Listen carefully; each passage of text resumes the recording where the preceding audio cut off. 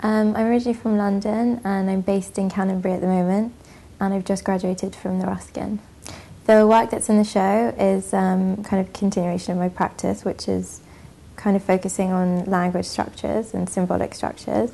So in terms of the work in the show and what I usually do, I take elements from everyday life or from my own body of work and reformulate it, so treat them as lexical units in a different syntax to suspend general organising structures, so ways that we have learnt patterns of seeing things, so like their functions and values, to try and recode how we see or perceive objects. Being part of New Sensations is an amazing opportunity. It's a great platform and a great way to see everyone else's work in my graduating year.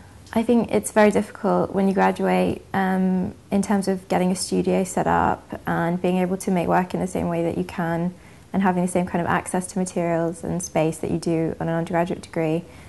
So I think you have to kind of reconsider how your practice can translate once you leave, and how much time you have in terms of, like, if you have a job, and how can you make time to make work and make spaces and try and get spaces to exhibit work.